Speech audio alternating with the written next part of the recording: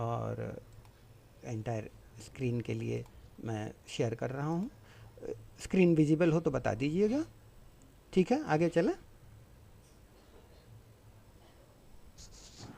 जी sir. जी sir, visible है।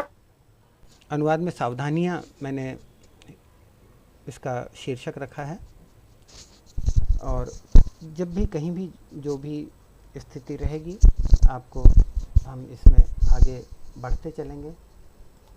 क्या अनुवाद का पहले मैंने सोचा था कि अनुवाद के बारे में कुछ नहीं बताऊंगा, डायरेक्ट प्रैक्टिकल ही करेंगे, लेकिन फिर बाद में लगा कि नहीं, यदि हम कुछ बताएंगे नहीं तो बात बनती नहीं है। कुछ ना कुछ और काफ़ी कुछ हमको इन सब चीज़ों को समेटते हुए एक भूमिका तो हमें तैयार करनी ही पड़ती है, नहीं तो स्थिति बहुत अच्छी बनती नहीं है। तो ये देखिएगा कि आप किस प्रकार से इन चीज़ों को अपने ध्यान में रखते हुए चल सकते हैं कि हमें क्या, पहला स्तर है मूल को पढ़ना, दूसरा है समझना। जब पढ़ लिया और समझ लिया तो फिर आपकी अपनी भाषा में जो समानार्थी शब्द हैं, जैसे अंग्रेजी का कोई शब्द है, हमारा मुख्य विषय जो अंग्रेजी से हिंदी अनुवाद रहेगा और हिंदी से अंग्रेजी। अंग्रेजी का कोई शब्द है, उसका हिंदी अनुवाद करना है तो उसके समानार्थी तलाशेंगे। हिंदी से अंग्रेजी में अनुवाद करना है तो उसके समानार्थी तलाशेंगे। और फिर लक्ष्य भाषा की व्याकरणिक कोटियों का चयन करते हुए अपनी जो भाषा है उसकी वाक्य रचना के हिसाब से, लक्ष्य भाषा के हिसाब से वाक्य रचना का अपना प्रयास हमारा रहता है।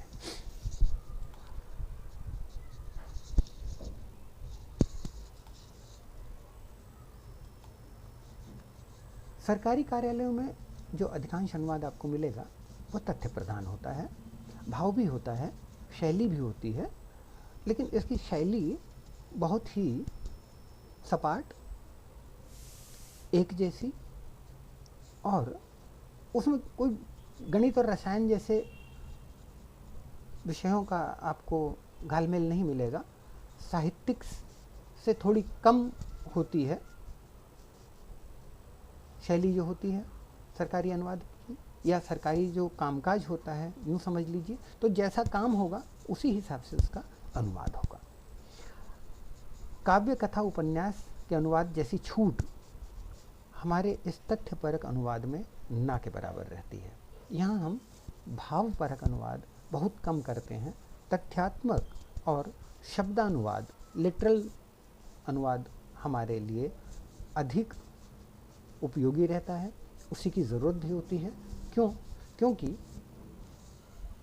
जो कुछ भी हम अनुवाद करेंगे या जो कुछ भी हम आगे चल के इन कार्यालयों में करेंगे या अपने प्रश्न पत्र में ही करेंगे, वह सब कुछ बहुत ही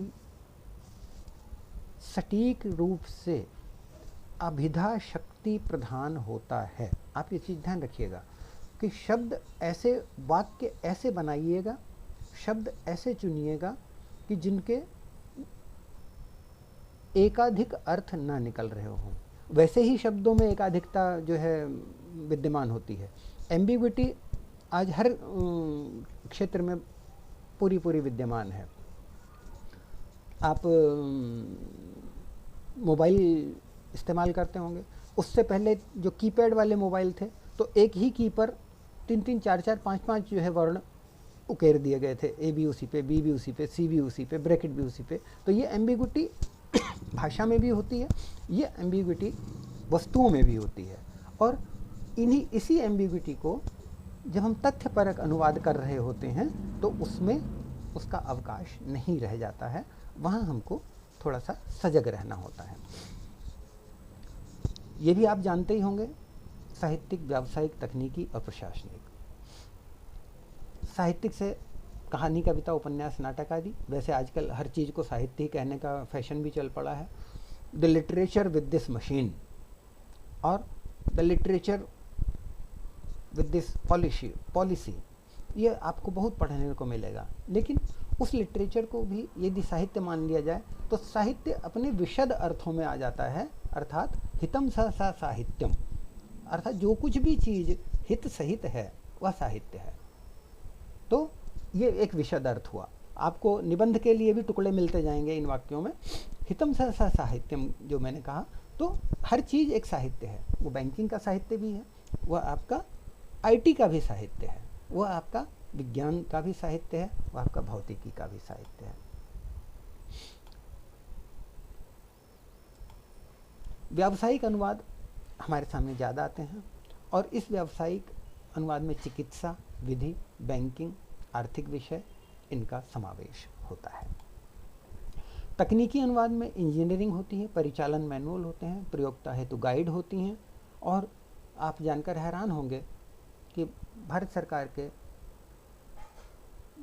विभिन्न कार्यालयों में, अलग अलग मंत्रालयों में लगभग हर प्रकार के इन अनुवादों का जो है घालमेल आपको दिखाई देगा। कभी कोई पार्लियामेंट्री क्वेश्चन आ जाएगा तो उसमें अलग प्रकार के शब्द होंगे, कभी कोई जो है वार्षिक रिपोर्ट आ जाएगी तो उसमें अलग ही प्रकार की चीज़ें होंगी। तो वहाँ आप सबको इनमें थोड़ा सतर्क रहना होता है। प्रशासनिक अनुवाद सबसे पहले लेंगे। सरकारी कार्यालयों, संस्थानों आदि में विशेष रूप से इसी प्रकार का अनुवाद होता है। और ये ध्यान रखिएगा कि प्रशासनिक अनुवाद में विधिक, आर्थिक, वित्तीय, तकनीकी सभी प्रकारों का एक सम्मिश्रण किया हुआ होता है। वार्षिक रिपोर्ट होगी तो भी, कोई वैसी रिपोर्ट होगी तो भी, किसी का ज्वाइनिंग ऑर्डर है तो उसमें अलग किस्म की शब्दावली होगी, किसी का रिटायरमेंट ऑर्डर है तो उसमें अलग किस्म की शब्दावली होगी, कोई मेमोरेंडम निकल रहा है तो उसकी अलग एक सेट बंधी हुई एक टेम्पलेट डिज़ाइन है हर चीज़ की।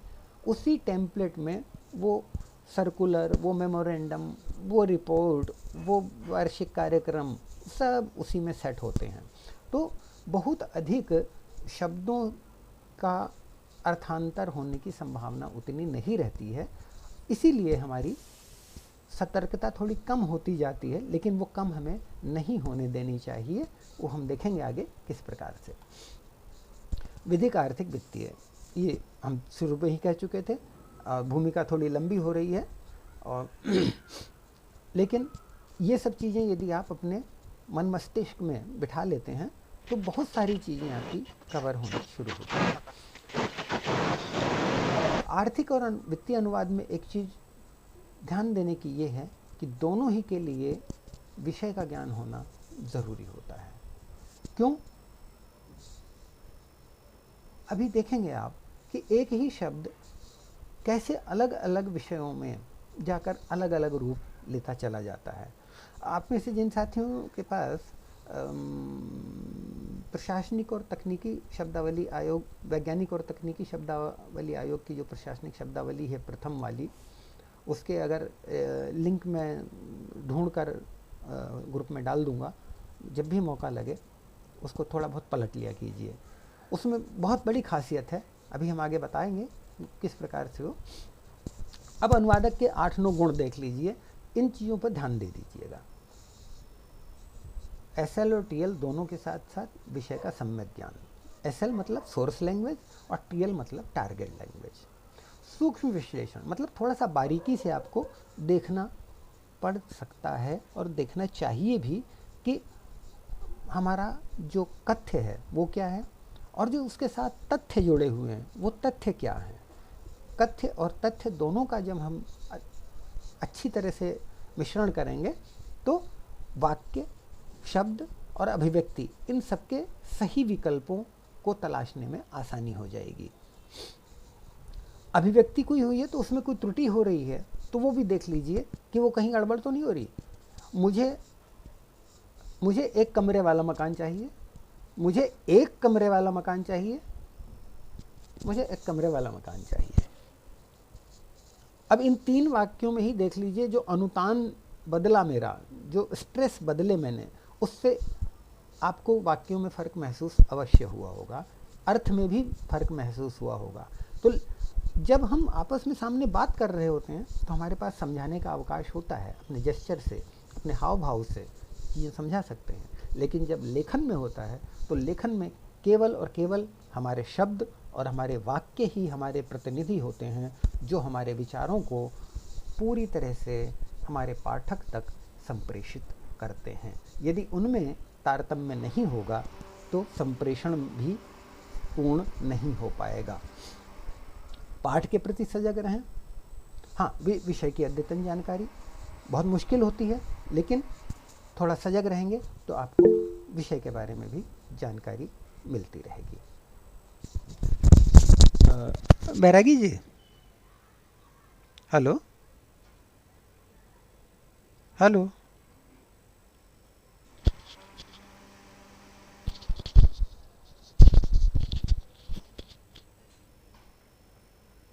हेलो,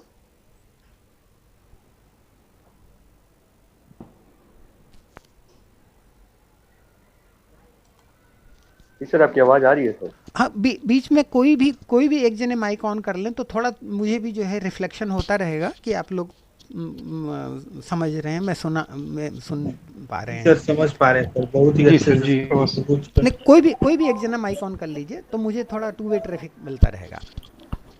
जी सर। Okay sir. अभी अनुवादक के इन्हीं गुणों में भाषा, शिल्प, वाक्य विन्यास, अन्वय आदि पर भी ध्यान देना होता है। देखिए, भाषा, शिल्प और वाक्य विन्यास और अन्वय ये आपको न केवल अनुवाद में काम आएंगे, बल्कि आप जो निबंध लेखन करेंगे वहाँ भी इन चीज़ों के प्रति आप सजग रहेंगे तो ये आपके विचारों की संप्रेषणीयता बढ़ेगी।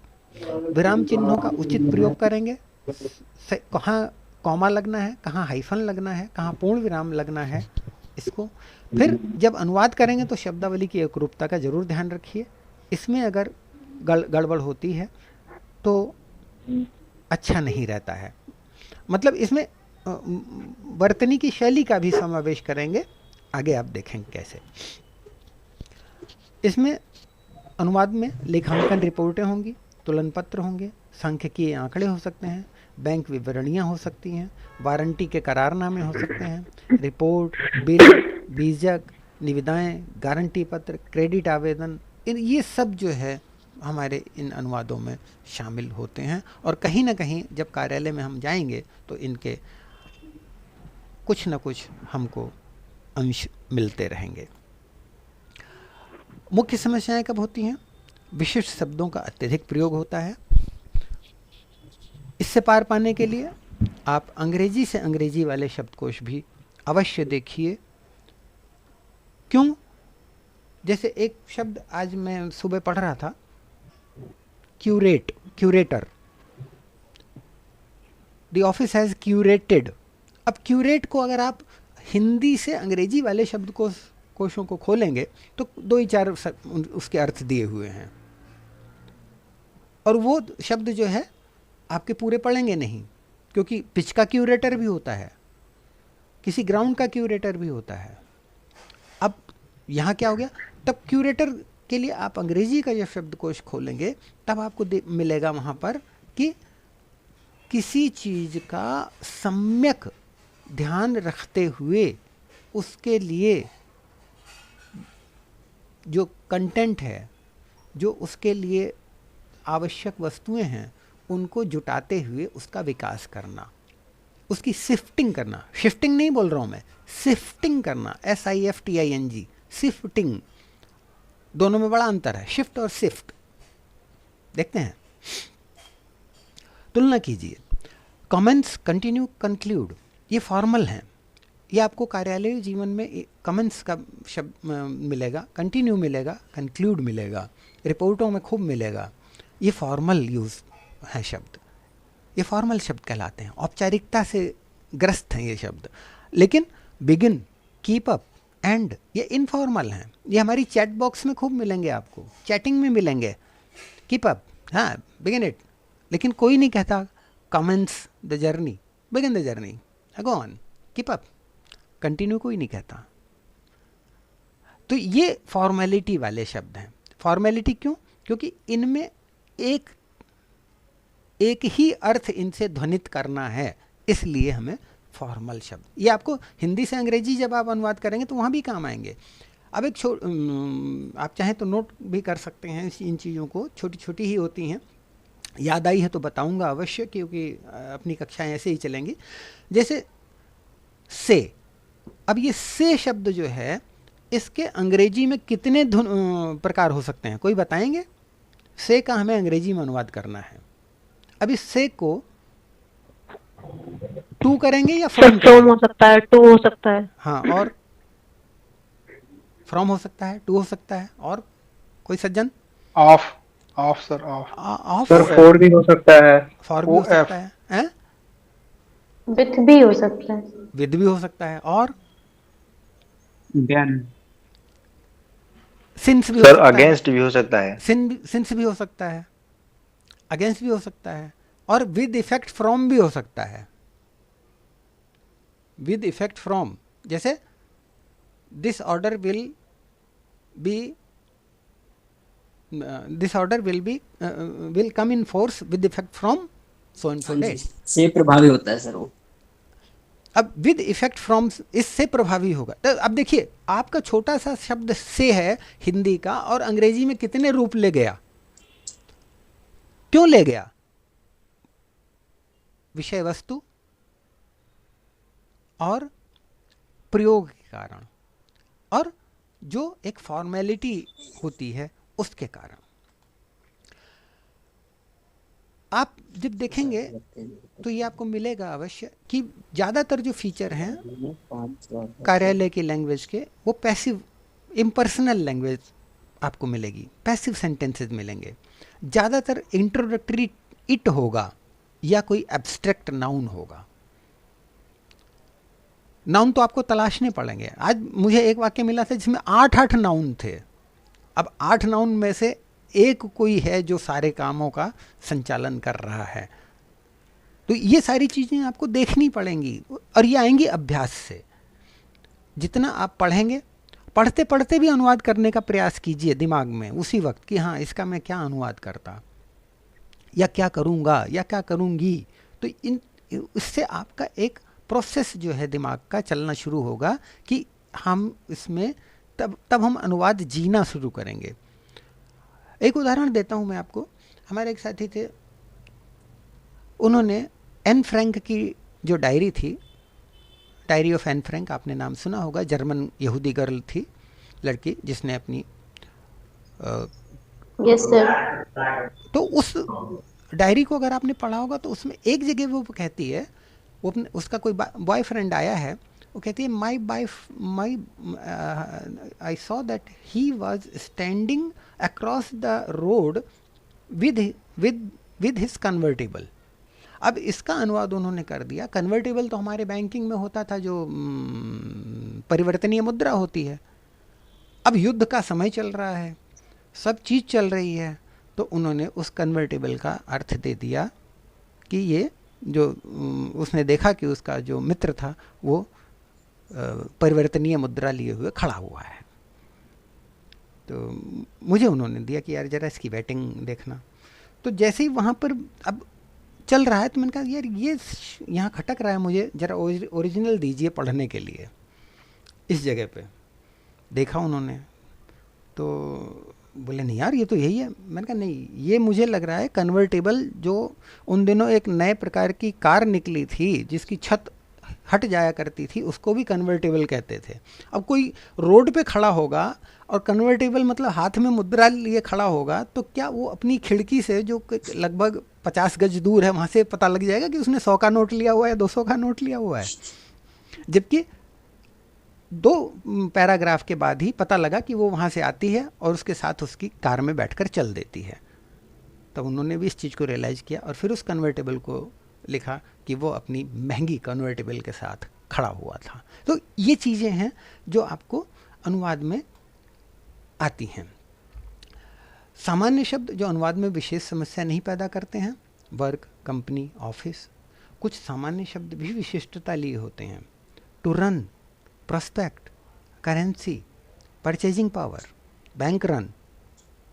अब देखिए रन ही था, टू रन यहाँ टू रन का क्या मतलब लेंगे आप? एनीवन? सर दौड़ने के भागना, जो उपयोग में ला गया। चलाना, टू रन, चलाना। जैसे ही is running his shop. To run, चलाना। प्रोस्पेक्ट, करेंसी, करेंसी मुद्रा, और करेंसी का मतलब अगर लीगल में पहुंच गए तो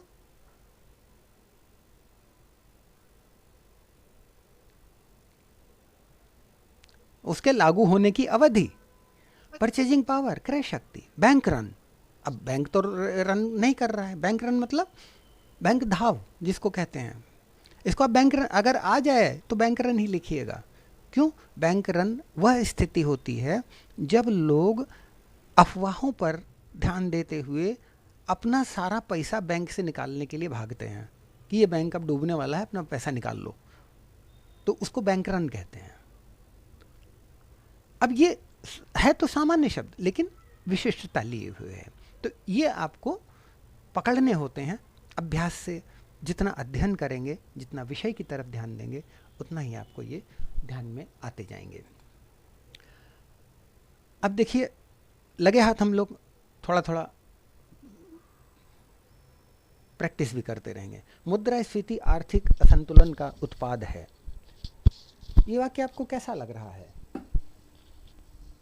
क्या सही है? और रिफाइनमेंट इज नीडेड।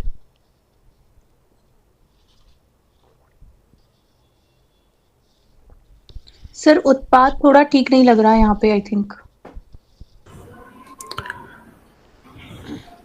सर स्थिति हो सकता है।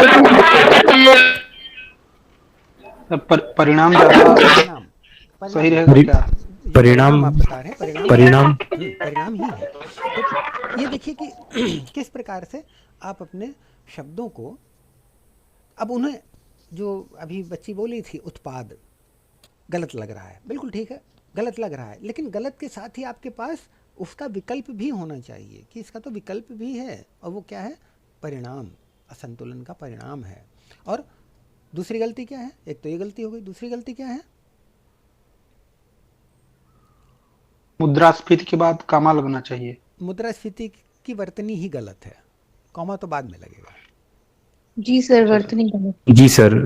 ये देखिए, बिल्कुल एकदम काक चेष्टा वकोध्यानम ऐसा रखिएगा, कौवे जैसी नज़र, कि जो ये इसको बुरा मानने की बात नहीं है। कौवे जैसी नज़र का मतलब है कि अपने काम की चीज़ कहाँ से उठानी है ये कौवा जानता है। अगर आपने कभी कौवे को काम करते देखा है खेत में, तो कहाँ से क्या उठाना है वो बड़ी अच्छी तरह से जानता है। अब्यूज, जी सर। अब्यूज माने सीधा सा शब्द है, कुछ भी मतलब हो सकते हैं। जी सर। गाली देना भी हो सकता है, और दुरुपयोग करना, किसी चीज का दुरुपयोग करना। बिल्कुल, अपशब्द भी है, कुरीति भी है, गाली भी है, दुर्वचन भी है, जी। अपप्रयोग भी है, पर कहाँ कौन सा शब्द लगेगा यह वाक्य पर निर्भर करेगा। अब्यूज ऑफ प्रोसेस, और उस अब्यूज ऑफ प्रोसेस का मतलब क्या होता है? When criminal proceedings are brought against a person without there being any good reason and with malice. अब अब्यूज ऑफ पर्सन क्या प्रोसेस बना? प्रक्रिया का दुरुपयोग। तो इस तरह से आप शब्दों अब रूढ़ करना शुरू करते हैं कि इतने विकल्पों में अच्छा वाला विकल्प कौन सा है, वो हम यहाँ पर रखेंगे, तो हमारे वाक्य में एक सौंदर्य बोध पैदा होगा। एक्नॉलेजमेंट, अब देखिए एक्नॉलेजमेंट, अब ये यदि पुस्तक के आरंभ में लिखा हो तो आभारोक्ति या आभार, पत्र की अंतिम पंक्तियों में लिखा हो तो पावती या प्राप्ति सूचना, please acknowledge receipt of this letter. और अच्छा, मान लीजिए वाक्य के अंत में आ रहा है तो आप क्या लिखेंगे? Please acknowledge the receipt of this letter, या please acknowledge the receipt of this letter.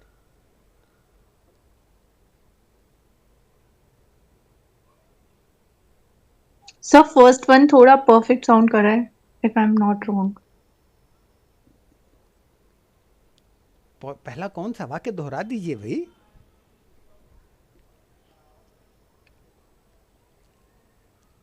Kindly sir जिसमें रिसीट हाँ, yes kindly acknowledge receipt of the letter. वहाँ डी नहीं लगेगा, डी लगते ही वो रिसीट जो है वर्ब की बजाय नाउन बन जाएगा। और ये अंग्रेजी की ब्यूटी है कि उसके वही शब्द संज्ञा शब्द भी पदबंध भी बन जाते हैं और वही शब्द क्रिया पदबंध भी बन जाते हैं। तो ये बड़ा कई बार बड़ा जालिम बन जाते हैं ये शब्द हमारे लिए और बड़ी मुश्किल पैदा करते हैं।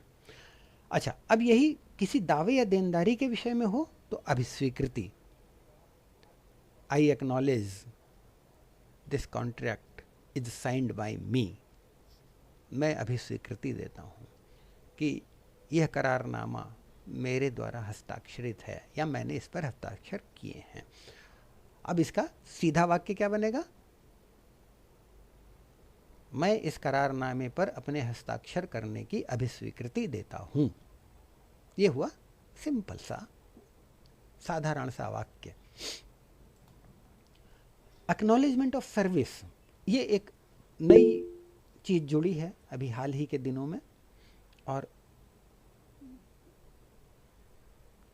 हालांकि अप्रैल 1999 में जुड़ा है, लेकिन भाषा की दृष्टि से ये काफ़ी बहुत कम समय है, इतना समय कोई बहुत ज़्यादा नहीं कहा जाता। तो ये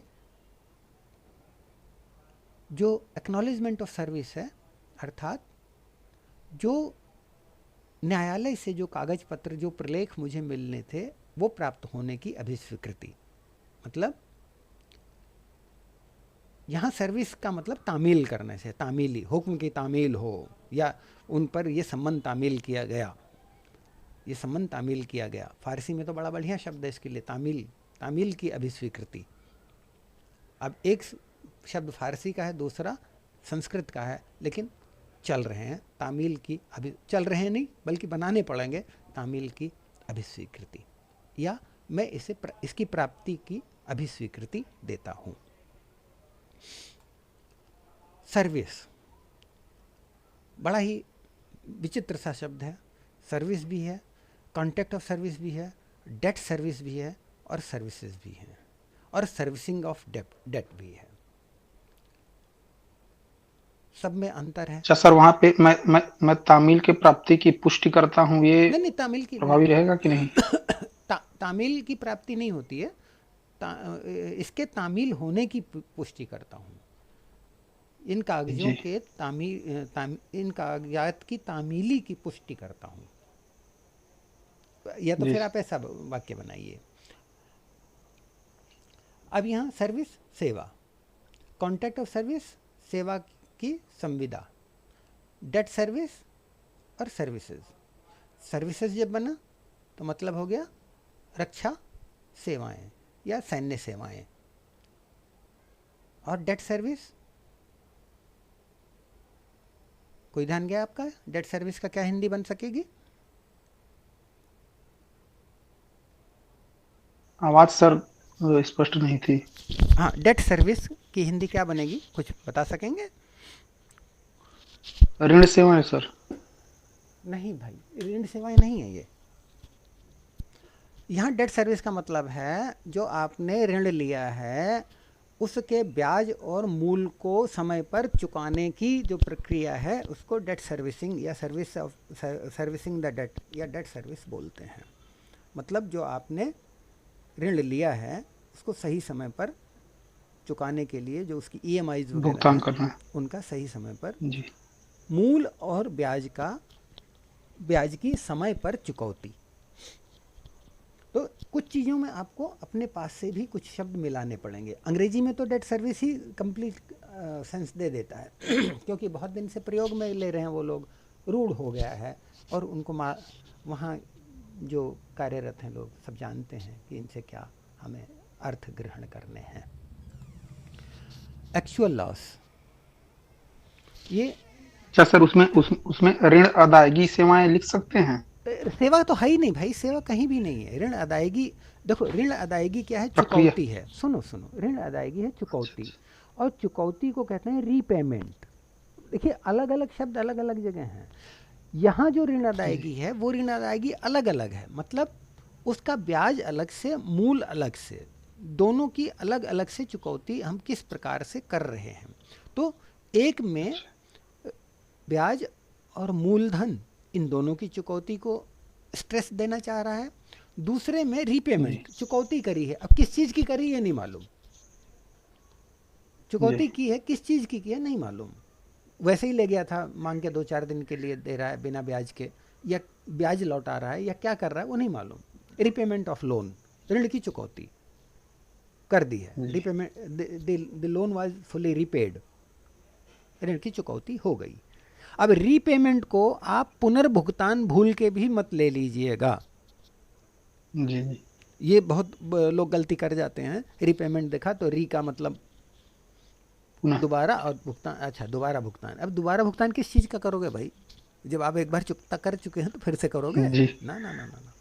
अच्छा, एक्चुअल लॉस, ये बीमा की शब्दावली है, बीमा में अक्सर आता है जब, और जिस चीज़ की हमने बीमा लिया है, जिस चीज़ का हमने बीमा कराया है, वह व्यक्ति या वस्तु या भवन या फसल या लैंड बिल्कुल नष्ट हो गया है, तो उसको एक्चुअल लॉस कहा जाता है। अच्छा सर, जैसे इन सब में टोटल लॉस होता है व्हीकल में वो चीज। हाँ, टोटल लॉस की तरह से, लेकिन बीमा में एक्चुअल लॉस ज़्यादा चलन में है, टोटल लॉस नहीं है। जी कोलेटरल, ये एक्स्ट्रा सिक्योरिटी होती है, इसको हिंदी में संपार्श्विक कहते हैं। अर्थात आपने अपनी एक घड़ी गिरवी रखकर 100 रुपये लिए, कुछ और चाहिए तो उसने कहा भाई खाली घड़ी से काम नहीं चलेगा, कुछ और भी लाओ, ये घड़ी काम नहीं कर रही, तो आपने कहा नहीं मोबाइल भी रख लो, तो ये कोलेटरल आप देते जा रहे हैं उसको कि अच्छा भैया इतने पैसे और दे दो, ये और रख लो। तो इस तरह की चीज़ें जो हैं, हालांकि ये जो सिक्योरिटीज़ के लिए होती हैं, यहाँ सिक्योरिटी का मतलब प्रतिभूति भी है और सिक्योरिटी का मतलब जमानत भी है। यहाँ पर हम जमानत के तौर पर या प्रतिभूति के तौर पर अपनी चीज़ें रख रहे हैं, तो सिक्योरिटी शब्द का मतलब रहेगा प्रतिभूति, डेट, ऋण, और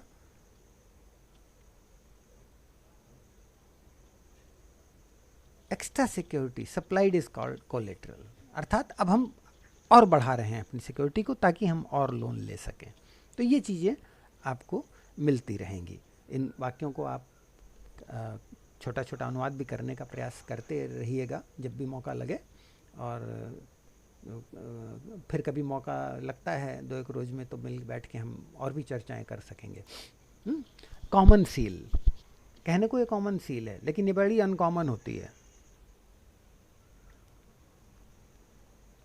इसलिए इसका अनुवाद भी सामान्य सील मत कर दीजिएगा।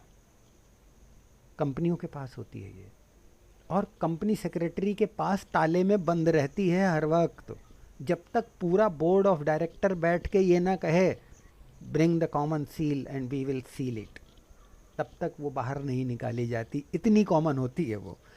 ये द्योतक है, हाँ ये द्योतक है इस चीज़ का कि पूरा बोर्ड ऑफ डायरेक्टर इस करार को कंपनी की तरफ से कर रहा है और इस चीज़ की ताकीद करता है, इसकी पुष्टि करता है कि हमारी कंपनी इस चीज़ को, इस करार को मानने के लिए बाध्य होगी, तब ये कॉमन सील लगाई जाती है।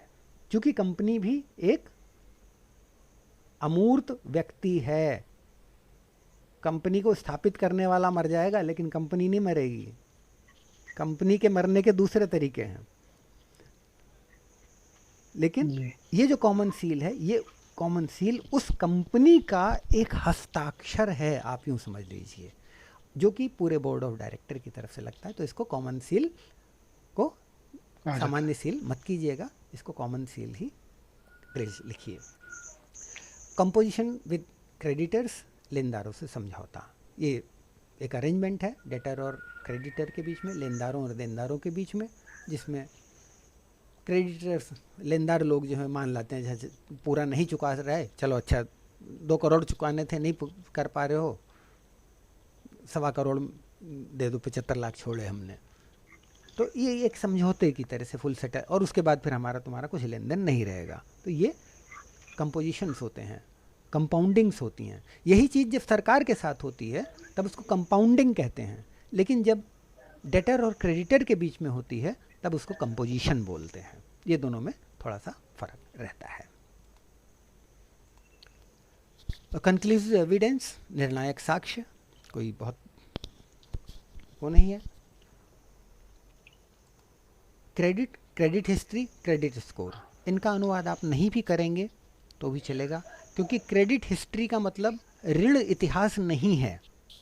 क्रेडिट हिस्ट्री का मतलब है कि अतीत में इस कंपनी या व्यक्ति ने जो ऋण लिए उनको किस प्रकार से चुकता किया, कितनी देनदारियां अपनी चुकता की, कहाँ कहाँ इसने डिफ़ॉल्ट्स किए कि ऋण नहीं चुकाए, वो सब जो चीज़ें जुड़ती हैं वो क्रेडिट हिस्ट्री में जुड़ती चली जाती हैं। जो आजकल आपको कभी कभी आता भी होगा, क्रिसिल से ले लीजिए, क्रेडिट रेटिंग ले लीजिए, आप अपना क्रेडिट रेटिंग करवा लीजिए, इतने पैसे दीजिए, क्रेडिट रेटिंग, ये वो यही क्रेडिट हिस्ट्री है। और क्रेडिट स्कोर मिलता है, जब क्रेडिट हिस्ट्री क्लियर हो जाती है तो क्रेडिट स्कोर मिलता है। ये तो सब बेसिकली सिविल डिपार्टमेंट से मिलता है।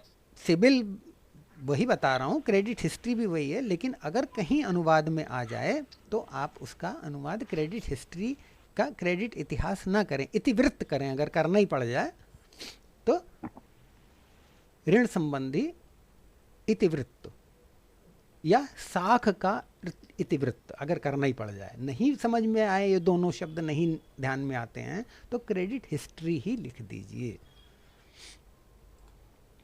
मनी लॉन्ड्रिंग, धन शोधन चलता है।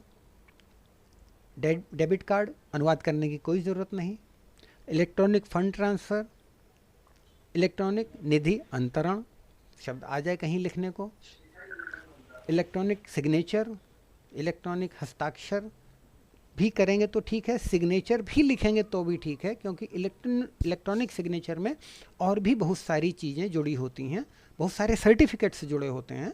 कुछ ये जो भारत सरकार के कुछ इनकम टैक्सेस से मिलते हैं, कुछ जो है मेईटी से मिलते हैं, ministry of electronics and technology जो है, मेईटी वाले हैं, वो भी देते हैं इलेक्ट्रॉनिक सिग्नेचर्स। इनके बाकायदा फ़ीस होती है, तो इसको आप इलेक्ट्रॉनिक सिग्नेचर लिखेंगे तो भी सही है, इलेक्ट्रॉनिक हस्ताक्षर लिखेंगे तो भी कोई गलत नहीं करेगा। सॉल्वेंसी, ये शोधन क्षमता होती है। जब ब्लॉकचेन को ब्लॉकचेन ही लिखिएगा, बहुत सुना होगा आपने। क्रिप्टो करेंसी और जो आजकल के यूपीआई पेमेंट्स हैं, भीम पेमेंट हैं, इन सब में ब्लॉकचेन टेक्नोलॉजी का प्रयोग होता है, ब्लॉकचेन ही लिखिए उसको। ऑनलाइन बैंक को ऑनलाइन बैंक ही लिखिए, कोई अनुवाद करने की ज़रूरत नहीं है। लाइन के ऊपर बैंक मत लिखिएगा। कैश क्रेडिट ही लिखिएगा। नगद ऋण कुछ नहीं होता है, कैश क्रेडिट पूरा एक लिमिट होती है कि इतना लिमिट आपको दी जाएगी। तो ये अगर अनुवाद में आते हैं आपको, इंसॉल्वेंसी और बैंकरप्सी दोनों एक जैसे लगते हैं, लेकिन बैंकरप्सी दिवाला है और इंसॉल्वेंसी शोधन क्षमता है। बैंकिंग ओम्बड्समैन, बैंकिंग लोकपाल, आप कहीं अनुवाद में ज़रूर पढ़ा होगा, अखबारों में बहुत आते रहते हैं। ओम्बड्समैन के लिए लोकपाल है, बैंकिंग के लिए बैंकिंग, और एक खाली ओम्बड्समैन भी है, पब्लिक ओम्बड्समैन, जन लोकपाल, वो अलग है। ये बैंकिंग वाला है। और मज़े की बात है कि ओम्बड्समैन जो शब्द है ये अंग्रेजी का ही नहीं है, इसीलिए ओम्बड्स वुमेन या ओम्बड्स पर्सन नहीं कहा जाएगा इसको, क्योंकि आजकल ये भी थोड़ा चल रहा है जेंडर स्पेसिफिक शब्दों का हम अनुवाद कैसे करें। जैसे स्टूडेंट लिखना है तो स्टूडेंट के लिए हिंदी क्या बनाएंगे आप? एनीवन? विद्यार्थी। और अगर गर्ल स्टूडेंट हो, छात्र, नहीं छात्र तो बनाएंगे छात्रा, गर्ल स्टूडेंट छात्रा और बॉय स्टूडेंट छात्र। अब दोनों को एक ही शब्द में लाना है तो विद्यार्थी। चेयरपर्सन, अब चेयरमैन धीरे धीरे ऑब्सलीट हो रहा है, कम प्रयोग में आ रहा है, तो चेयरपर्सन हो गया, इसको आप अध्यक्ष ही रखिए। अब कोई कह सकता है कि भाई वहाँ तो लेडी थी तो और आपने अध्यक्ष लिखा, तो कैसे पता लगेगा? तो उसका एक पास अपने पास है, इलाज है, अध्यक्ष महोदय या महोदया। जैसे ही आपने कहा राष्ट्रपति महोदया, तो समझ में आ जाएगा कि राष्ट्रपति महोदया श्रीमती मुर्मू जी हैं। और जैसे ही आपने कहा राष्ट्रपति महोदय, तो कोई और व्यक्ति हैं, उपराष्ट्रपति महोदय हैं। तो ये सारी चीज़ें थोड़ा सा आप ध्यान में रखिएगा कि कहाँ कौन सा शब्द हम किस प्रकार से प्रयोग करें कि संप्रेषणीयता बिगड़े नहीं। आर्थिक सहायता, सर अध्यक्ष को अध्यक्षा भी बोला जाता है ना? बिल्कुल नहीं बोलिएगा। वो देखा नहीं कितना बवाल कटा था जब वो राष्ट्रपति का शब्द उन्होंने गलत इस्तेमाल किया था। अध्यक्ष जी जी महोदया, अध्यक्ष जी महोदया। देखिए क्या होता है, अंग्रेजी के लेटर्स में भी आजकल अब डियर श्री लिखना बंद कर दिया है लोगों ने। श्री और श्रीमती ही लिखते हैं सीधे सीधे, या सर ये स्ट्रोक मैडम। डियर सर अब हट गया है, तो आप भी उसको महोदय या महोदया ही लिखिए। अपनी तरफ से प्रिय मत जोड़िए। अगर अंग्रेजी वाले ने नहीं लिखा है, उसने लिखा है प्रिय महोदय, तो आप थोड़ा सा क्लिक कीजिए दिमाग को और प्रिय पहले लिखिए महोदया और स्ट्रोक प्रिय महोदय। अब आपके दोनों बट गए, क्योंकि क्या है, किसको कौन सा शब्द खटकेगा आप कुछ नहीं कह सकते। इसलिए आपको इन चीज़ों को बचाने का भी जो है रखना है। ये सब सर मैं अध्यक्ष का स्त्रीलिंग कहना चाह रहा हूँ कि अध्यक्षा होगा ना अध्यक्ष का। देखिए, पद नामों के जेंडर बदले नहीं जाते हैं। ये बहुत पुरानी अपनी परिपाटी रही है। ये आजकल के जो नए नए रिपोर्टर्स लोग शुरू हुए हैं ना, ये गफलत में जो कुछ का कुछ करने का प्रयास कर रहे हैं। अगर आप देखेंगे, देखिए आप मैच अगर देखते होंगे तो आपने गौर किया होगा कि अब बैट्समैन नहीं कहते हैं वो लोग, बैटर कहते बेटर हैं। हो गया है। ठीक है ना? तो ये सारी जी चीज़ें जी ऑल ओवर वर्ल्ड बदल रही हैं। वहाँ चेयरपर्सन कहना पड़ रहा है उनको, क्योंकि चेयरमैन, चेयरवुमेन, ये सब शब्द मतलब थोड़े से अटपटे से लग रहे हैं, तो चेयरपर्सन कहा। लेकिन हमारे पास तो बढ़िया शब्द है ना, अध्यक्ष महोदय, अध्यक्ष महोदया। उसको इज्जत भी मिली और आपका जो जेंडर आपको व्यक्त करना जेंडर है, वो भी व्यक्त हो स्पेसिफिक नहीं रह जाएगा।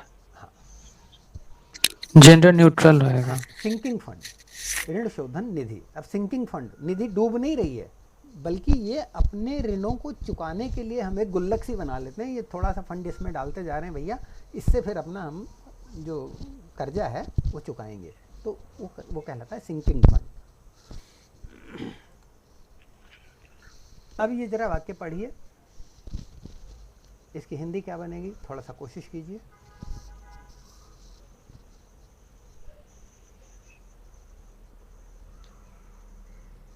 बस 2-1 स्लाइड और करेंगे, फिर अगर आप लोग चाहेंगे तो 10-15 मिनट और रुकेंगे, नहीं तो फिर बंद करते हैं। अगली कक्षा के लिए फिर हम तैयारी कर लेंगे। अभी जो चर्चा होगी हम यहाँ से अपनी चर्चा शुरू करते हैं। सबसे पहले तो ध्यान से पढ़िएगा इस वाक्य को।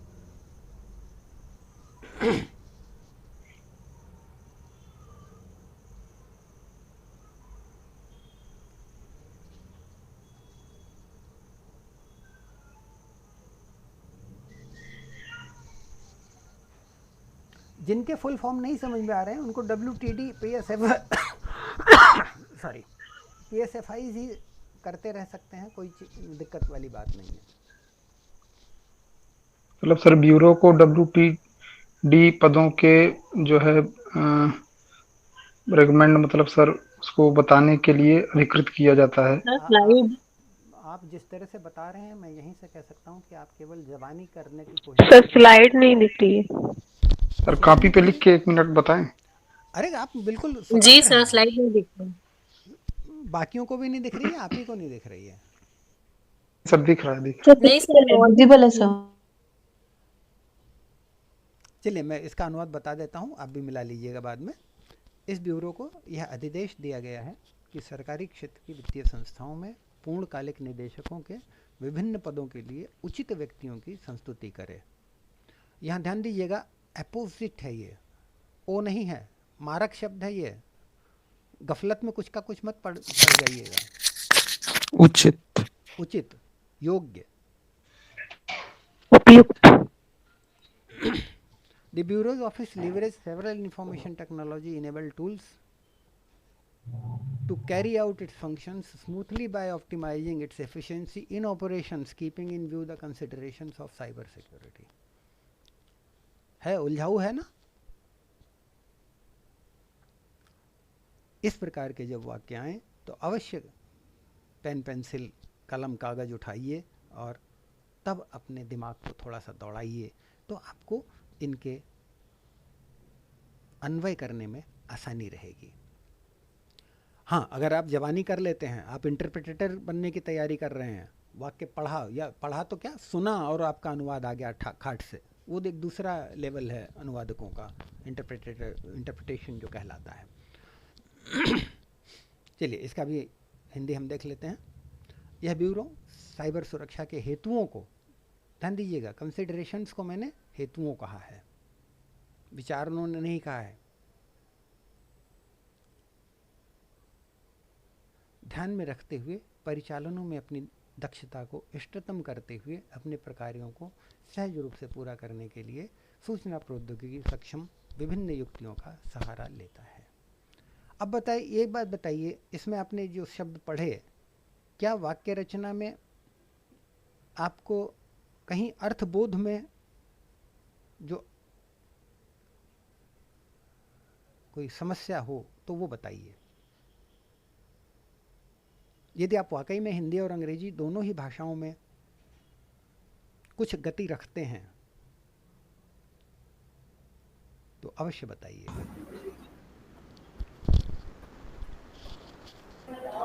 इसी वाक्य को हम इस प्रकार से भी लिख सकते हैं, यह ब्यूरो अपने प्रकारों को सहज रूप से पूरा करने के लिए परिचालनों में अपनी दक्षता को इष्टतम करते हुए साइबर सुरक्षा के हेतुओं को ध्यान में रखते हुए सूचना प्रौद्योगिकी सक्षम विभिन्न युक्तियों का सहारा लेता है। तो ये आप बना सकते हैं और भी बन सकते हैं, क्योंकि एक शैली अलग हो सकती है।